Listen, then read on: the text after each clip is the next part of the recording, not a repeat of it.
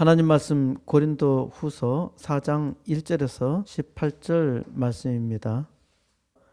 우리가 이 보배를 질그릇에 가졌으니 이는 심히 큰 능력은 하나님께 있고 우리에게 있지 아니함을 알게 하려 함이라. 아멘. 19세기 덴마크의 유명한 동화작가 안델센의 동화를 읽어보지 아니한 사람은 아무도 없을 겁니다. 안델센의 동화 중에서 썩은 사과라는 동화를 읽어보신 일이 있나요? 썩은 사과. 저는 초등학교 때 교과서에 썩은 사과에 대한 글이 실렸기 때문에 지금도 기억하고 있습니다. 여러분들이 학교 다닐 때는 썩은 사과 동화 이야기가 없었어요? 기억이 안 나시는 겁니까? 없었던 겁니까? 그 당시에는 우스꽝스럽기도 하지만은 재미있는 동화였습니다. 제가 이 안델센의 썩은 사과 이야기를 들려드리겠습니다. 어느 시골 촌구석 아주 낡은 초가집에 가난한 노부부가 살고 있었습니다. 이 노부부에게는 전 재산이라고 할 만한 말 한 필이 있었습니다. 어느 날 노부부는 말을 팔아서 좀 더 쓸모 있는 물건과 바꾸는 것이 좋겠다고 생각합니다. 뭐가 좋을까? 영감, 당신이 가장 잘 알 겁니다. 오늘은 좋은 날이니 영감이 읍내에 말을 타고 가서 말을 팔아 돈이나 다른 것으로 바꾸어 오시구려. 뭘 하든지 내게 다 좋을 것이니 어서 가시구려. 그래서 할아버지는 말을 끌고 읍내 장터에 갔습니다.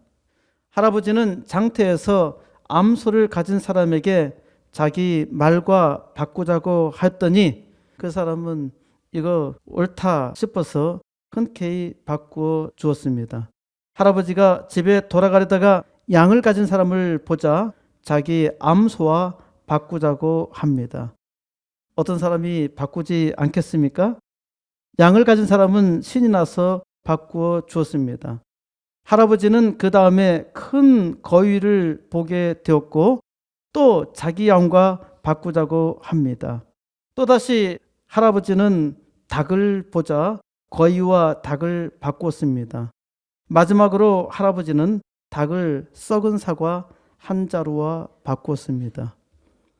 들어본 적이 없으세요? 읽어본 적 없어요? 들어봤어요?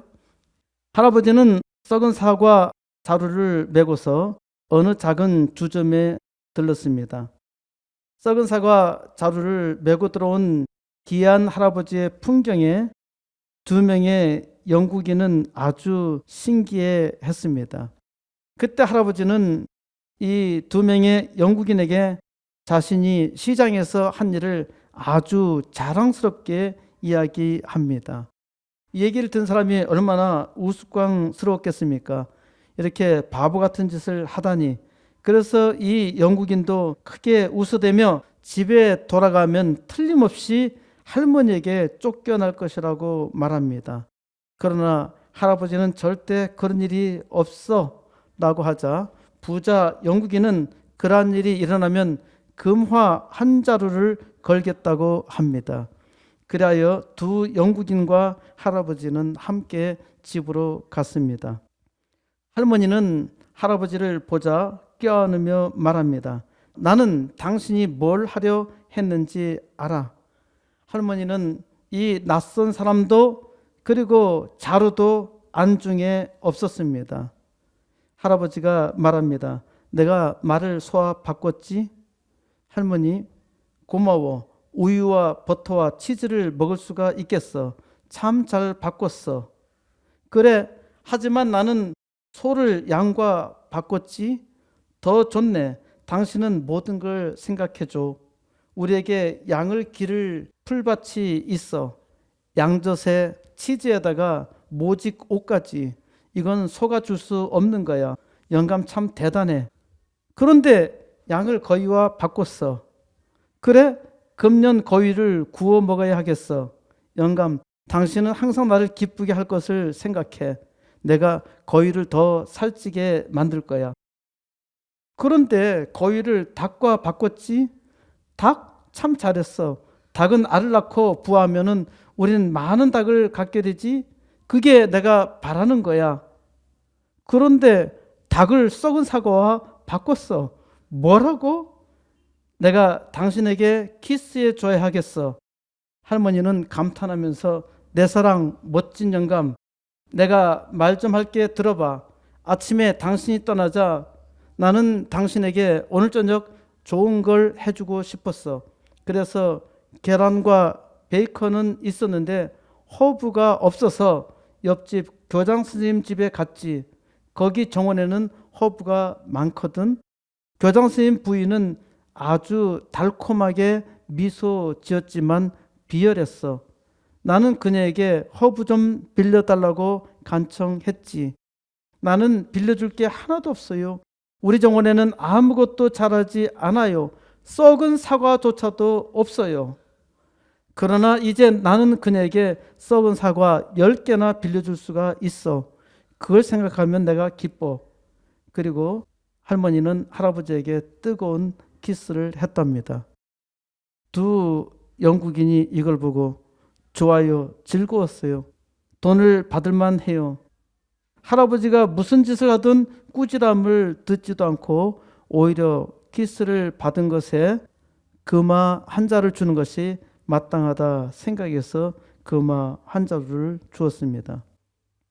우리 동화에는 썩은 사과로 알려져 있지만은 본래 제목은 노인이 하는 것은 항상 옳다. 노인이 하는 것은 항상 옳다라는 제목의 이야기입니다. 노인이 하는 짓이 대단히 어리석게 보이죠. 말을 썩은 사과와 바꾸다니 말도 안 되는 이야기로 치부할 수 있겠지만은 이러한 아름다운 상상을 할 수 없다는 것이 참으로 불행한 일입니다. 아주 터무니없는 이야기 같지만은 이 이야기에는 과학적인 변증법이 있고 사람 사는 이야기가 있습니다. 말을 소로 바꾸고 소를 양으로, 양을 거위로, 거위를 닭으로, 닭을 썩은 사과로 바꾸는 과정은 실로 대단히 변증법적 논리입니다. 그러니까 재미가 있죠. 하나하나를 보면은 아주 그럴만하기도 해요. 처음 물건에서 마지막 바꾼 것만 보면은 참으로 황당하죠. 사실은 우리 인생도 이와 다를 바가 없습니다. 우리는 자기의 지혜로 항상 가치 있는 것을 바꾼다고 생각하지만 대개 가치 있는 것으로 바꾸지 못합니다. 지혜가 없다는 것이죠. 사람이 가치 있는 것으로 바꿀 능력이 있다면은 모두 다 훌륭한 삶을 살아야 하지요. 사람마다 아주 훌륭하고 대단한 선택을 하는 것처럼 보이지만 사람은 참으로 어리석은 것을 선택합니다. 그 인생의 결국을 보면은 초라하기 그지 없지요. 처음 세상에 태어났을 때는 온 우주가 환영하는 축복을 받고 태어났지만은 점점 가치가 없는 것으로 바뀌어서 나중에는 아무짝에도 쓸모없는 노인이 됩니다. 그렇지 않나요? 아주 진귀한 것에서 아주 초라한 것으로 변모하여서 아무도 거들떠보지 않고 오히려 싫어한다는 말입니다. 그런데 아주 초라한 것이지만은 생각하기에 따라서 아주 가치가 있는 것입니다. 삶이란 진귀한 보물을 갖는 것이 아니라 진귀한 보물을 즐기는 겁니다. 남이 없는 보물을 가져야 한다고 생각하는 사람은 불행해요. 남이 가치가 없다고 생각하는 것조차 즐길 줄 아는 사람이 행복합니다. 노인이 되면 다른 사람이 볼 수 없는 보물을 보게 됩니다. 그래서 노인이 하는 것은 항상 옳다고 말합니다. 아주 하찮은 것이라도 선물이라 생각하면 더 귀한 선물을 얻습니다. 우리가 인생 삶에서 일마다 손해라고 생각하면은 결국 그 인생은 손해 인생으로 끝납니다. 매사에 일마다 감사하고 감사하게 생각하면은 더 좋은 감사가 생겨납니다. 노인은 인생 삶에서 이 점을 충고하지요. 그러니까 노인은 항상 옳다는 겁니다. 이걸 죽도록 깨닫지 못하는 것이 어리석은 사람입니다. 이 보배를 질그릇에 가졌으니 우리는 이 보배를 질그릇에 가졌습니다. 이것이 하나님의 놀라운 은혜입니다. 우리는 금그릇인 줄 알았는데 실은 질그릇이었고 깨지고 도무지 고칠 수 없이 망가진 상한 질그릇이었습니다. 세상에서 금수저로 자랑하는 사람이 있는데 그건 아주 잠깐뿐입니다. 이걸 깨닫지 못하면 미련한 자요, 이걸 부러워하면 어리석은 자입니다. 하나님의 은혜를 맛본 사람은 깨닫습니다. 아무짝에도 쓸모없는 질그릇이라는 것을, 이 질그릇에 주님께서 보배를 담아 두셨습니다. 질그릇인데 보배가 된 것이죠. 하나님께서 이 질그릇으로 세상의 보배가 되게 하셨으니 그 영광을 참여할 수 있는 겁니다. 오늘 또 하나님께서는 우리에게 특별히 주신 계시의 말씀을 통해서 큰 감동을 받으시고 세상을 감동시키는 역사 이루시기 바랍니다. 고린도후서 4장 1절입니다. 그러므로 우리가 이 직분을 받아 긍휼하심을 입은 대로 낙심하지 아니하고 우리는 긍휼하심을 입은 대로 각자의 직분을 받았습니다. 사람마다 하나님께서 주신 직분이 있어요. 그 직분이 무엇이냐가 중요하지 않습니다. 부르심을 받은 대로 수고하는 것이 중요합니다. 5달란트를 받은 사람은 크고 1달란트를 받은 사람은 작은 것이 절대로 아닙니다. 아직도 이러한 잘못된 생각을 가지고 있다면은 달란트가 작은 사람은 빨리 사라져야 합니다. 가진 것도 없고 늙어서 아무 소용이 없는데 어찌 하나요? 하나님은 그것을 쓰십니다. 오히려 노인의 지혜가 항상 좋습니다. 하나님께서 직분과 함께 긍휼의 은혜를 주셨다는 것을 알아야 합니다. 이는 우리가 하나님께서 내게 주신 직분을 잘 감당했기 때문에 칭찬받는 것이 아니라는 말입니다. 하나님의 긍휼하심 때문에 우리가 겨우 직분을 감당할 수 있다는 말이죠. 하나님께서 긍휼을 주심으로 우리가 어떠한 일에도 낙심할 수 없는 겁니다. 일을 하다 보면은 잘 안 될 때도 아주 많지요. 잘못할 때도 많고 심지어 죄를 지을 때도 많지요. 도무지 아무런 자격이나 자질도 없는데 하나님께서 나를 긍휼히 여기시고 일을 하게 하시니까 낙담할 수가 없는 겁니다. 자기의 지혜나 자기의 힘으로 하는 사람은 낙담을 하며 좌절하고 포기합니다. 어떤 사람이 하나님의 일을 한다고 하면서 낙담하며 포기한다면 그 사람은 하나님의 긍휼을 알지 못하는 사람입니다. 어떠한 환경에서도 하나님을 의지하는 사람은 오히려 감사하며 힘을 냅니다. 2절, 이에 숨은 부끄러움의 일을 버리고 속임으로 행하지 아니하며 하나님의 말씀을 혼잡하게 하지 아니하고 오직 진리를 나타내므로 하나님 앞에서 각 사람의 양심에 대하여 스스로 추천하노라. 그렇기 때문에 감춰진 부끄러운 일을 버릴 수 있는 겁니다. 무슨 말입니까? 우리가 하나님의 일을 하면서 얼마나 부족하고 또 약하고 비겁한지 때로는 악한 일도 많이 했잖아요.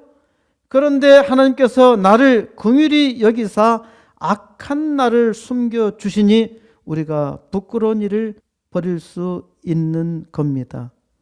그렇기 때문에 하나님의 일을 간특하게 행하지 아니하며 하나님의 말씀을 변질시킬 수 없고 오직 진리를 나타내려고 합니다. 이는 하나님의 긍휼하신 은혜를 입은 사람이죠. 이렇게 함으로써 하나님 앞에서 모든 사람의 양심에 하나님의 일을 하는 자신을 입증할 수 있는 겁니다. 비록 내가 부족하고 악하며 연약하여 자주 넘어지지만 오직 주님의 은혜로 말씀을 성실하게 증거하여 모든 사람의 선한 양심에 하나님의 일을 하는 사람이라 입증할 수 있는 겁니다. 3절, 만일 우리의 복음이 가렸으면 망하는 자들에게 가려진 것이라. 하나님의 말씀을 성실하게 증거하는데도 불구하고 어떤 사람에게는 아무리 노력해도 들어가지 않습니다. 어쩐 일인가요? 망하는 자들에게 복음이 가려졌다는 겁니다. 왜 어떤 사람에게는 복음이 가려졌을까요? 4절, 그 중에 이 세상의 신이 믿지 아니하는 자들의 마음을 혼미하게 하여 그리스도의 영광의 복음의 광채가 비치지 못하게 함이니 그리스도는 하나님의 형상이니라. 그 중에 세상의 신이 믿지 아니하는 자들의 마음을 혼미하게 하였다는 겁니다. 이 세상의 신이라는 것은 신이 아니라 사탄 마귀입니다. 사탄이 마귀가 사람들의 마음을 가린 거죠. 그리스도의 영광의 복음의 광채가 비치지 못하도록 사탄이 방해합니다. 복음의 광채가 비치는데 마귀가 속입니다. 마귀가 결사적으로 믿지 못하게 하지요. 그리스도는 하나님의 형상입니다.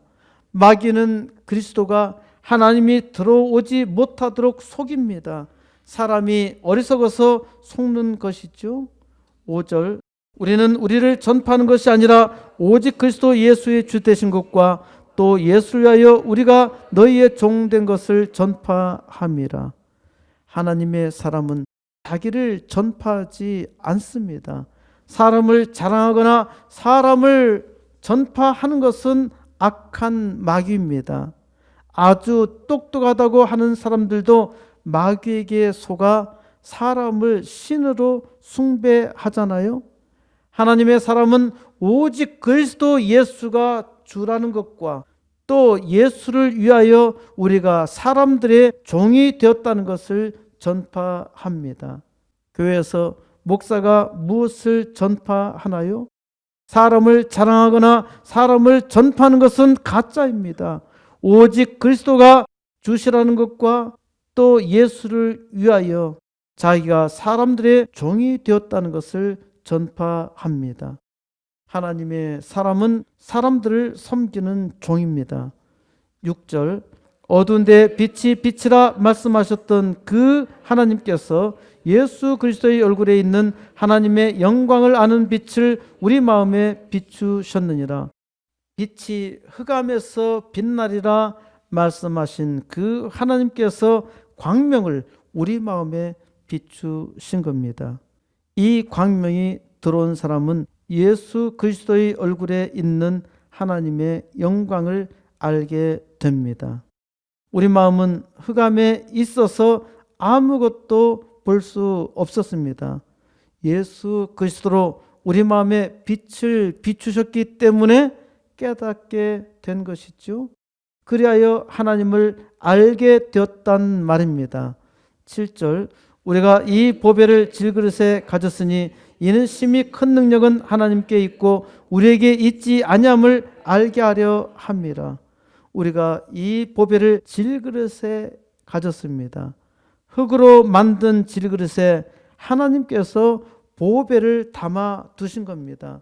보배를 담은 질그릇은 깨달으며 고백하지요. 아무짝에도 쓸모없는 질그릇이었는데 하나님께서 심히 큰 능력을 두셨다는 겁니다. 그렇기 때문에 하나님을 믿는 사람은 아무 능력 없는 질그릇으로, 형편없는 질그릇으로 세상이 감당할 수 없는 위대한 일을 합니다. 심히 큰 능력이 사람의 능력이나 지혜에 있지 아니하고 하나님께 있다는 것을 믿음으로 위대한 역사를 이룹니다. 8절 우리가 사방으로 우겨쌈을 당하여도 쌓이지 아니하며 답답한 일을 당하여도 낙심하지 아니하며 천지 사방에서 우리를 심하게 억눌러도 부서지지 않습니다. 아무것도 보이지 않아도 아무런 희망이 없어도 낙심하는 사람이 전혀 없습니다. 9절 박해를 받아도 버림받지 아니하며 거꾸러뜨림을 당하여도 망하지 아니하고 핍박을 받았지만 버림받는 일은 없습니다. 지독한 핍박 때문에 살 소망이 끊어지고 모든 것이 끝난 것처럼 보일 때 오히려 하나님께서 세우시니 누가 쓰러뜨려도 결코 망하지 않습니다. 아무도 세상에 어떠한 힘도 하나님의 사람을 막거나 이기지 못합니다. 10절 우리가 항상 예수의 죽음을 몸에 짊어짐은 예수의 생명이 또한 우리 몸에 나타나게 하려 함이라. 우리가 항상 예수의 죽음을 짊어지는 것은 예수의 생명이 우리 몸에 나타나게 함입니다. 하나님의 사람은 예수 십자가 죽음을 항상 짊어지고 있습니다. 언제나 십자가를 말하지요. 항상 십자가를 짊어집니다. 십자가를 짊어지는 것이 예수의 생명을 나타내는 일입니다. 누가 명령해서 십자가를 질 수 있는 것이 아니지요. 십자가를 지고 싶다고 해도 결코 질 수가 없어요. 하나님의 은혜가 없으면은 십자가는 절대로 지지 못합니다. 예수의 생명이 있기 때문에 십자가를 지는 것이며 십자가를 질 수 있는 겁니다. 11절 우리가 살아있는 자가 항상 예수를 위하여 죽음에 넘겨짐은 예수의 생명이 또한 우리 죽을 육체에 나타나게 하려 함이라. 우리 산자가 항상 예수를 인하여 십자가 죽음에 넘겨졌다? 어떻게 산자가 항상 예수를 인하여 십자가 죽음에 넘겨질 수 있는가? 이거 대단히 이해하기 어려운 말이죠. 사람의 지식으로는 도무지 이해할 수 없는 일입니다. 우리에게 십자가가 있다는 것은 예수의 생명이 우리에게 있기 때문입니다. 예수의 죽음에 우리 살아있는 자가 넘겨진다는 것은 예수의 생명이 우리에게 있다는 명백한 증거입니다. 그래서 우리 죽을 육체에 예수의 생명을 나타내는 것이죠. 마치 고목나무에 꽃이 피듯이 우리 죽을 몸에 새로운 생명이 나타난 것입니다. 12절 그런즉 사망은 우리 안에서 역사하고 생명은 너희 안에서 역사하느니라. 예수 그리스도의 십자가 죽음이 우리 안에서 역사할 때 이것이 다른 사람에게 새 생명으로 역사하는 겁니다. 우리가 예수를 위해서 죽을 때 그것은 다른 사람에게 생명을 주는 일이죠. 내가 예수를 위해서 희생할 때 그것이 다른 사람을 살리는 일입니다. 13절 기록된 바 내가 믿었으므로 말하였다 한 것 같이 우리가 같은 믿음의 마음을 가졌으니 우리도 믿었으므로 또한 말하노라. 기록된 바 내가 믿는 거로 말하였다 한 것 같이 이 말씀은 시편 116편 10절 말씀입니다. 내가 크게 고통을 당하였다고 말할 때에도 내가 크게 고통을 당하였다고 말할 때에도 나는 믿었도다. 하나님을 믿는 사람은 고통을 당한다고 말할 때에도 하나님을 믿습니다. 하나님을 믿는 믿음 때문에 말을 하죠. 우리가 같은 믿음을 가졌으니까 우리도 믿기 때문에 또한 말합니다. 믿기 때문에 말하는 것이죠. 믿음 없이 말할 수가 없습니다. 14절 주 예수를 다시 살리신 이가 예수와 함께 우리도 다시 살리사 너희와 함께 그 앞에 서게 하실 줄을 아노라. 주 예수를 다시 살리신 하나님께서 예수로 말미암아 우리를 다시 살리십니다. 우리가 다시 사는 것은 예수로 말미암는 것이죠. 예수를 믿기 때문에 예수께서 다시 살게 하신 겁니다. 이로 인해서 우리와 함께 믿는 사람도 함께 부활합니다. 15절 이는 모든 것이 너희를 위함이니 많은 사람의 감사로 말미암아 은혜가 더하여 넘쳐서 하나님께 영광을 돌리게 하려 함이라. 하나님의 사람은 모든 사람들을 위하여 모든 일을 합니다. 이는 하나님의 은혜가 더 많은 사람으로 넘쳐서 하나님의 영광에 감사하게 하고 온 세상 사람들이 이 일에 함께 참여하도록 하는 것입니다. 16절 그러므로 우리가 낙심하지 아니하노니 우리의 겉사람은 낡아지나 우리의 속사람은 날로 새로워지도다. 그러므로 우리는 어떠한 일이 있어도 결코 낙심하지 않습니다. 우리의 겉사람은 날로 후패하나 우리의 속사람은 날로 새롭습니다. 우리는 날마다 늙어가며 기력도 약해집니다. 하지만 하나님의 사람의 속사람은 더욱더 강건하며 새롭습니다. 17절 우리가 잠시 받는 환난에 강한 것이 지극히 크고 영원한 영광에 중한 것을 우리에게 이루게 함이니 우리의 환난은 순간적으로 잠시 받는 것이죠. 이것은 지극히 크고 영원한 영광의 무게에 비하여 볼 때 아주 가벼운 겁니다. 현재의 고난은 장래올 영광과 좋게 비교할 수 없습니다. 18절 우리가 주목하는 것은 보이는 것이 아니요 보이지 않는 것이니 보이는 것은 잠깐이요 보이지 않는 것은 영원함이라. 우리가 보이는 것을 주목하는 것이 아닙니다.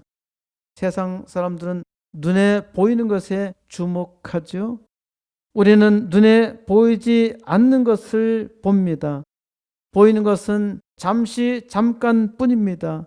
보이지 않는 것은 영원합니다. 사람마다 잠시 눈에 보이는 것에 집중하며 바라보지만은 잠시 후에 이 모든 것들은 다 사라지고 맙니다. 시간이 지날수록 눈에 보이지 아니하는 것들이 눈에 들어오게 되고 영원한 생명이 영원히 우리를 기쁘게 합니다. 이것이 보배이죠.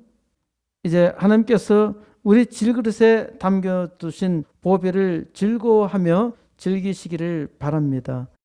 이 보배를 질그릇에 가졌으니 우리는 이 보배를 질그릇에 가졌습니다.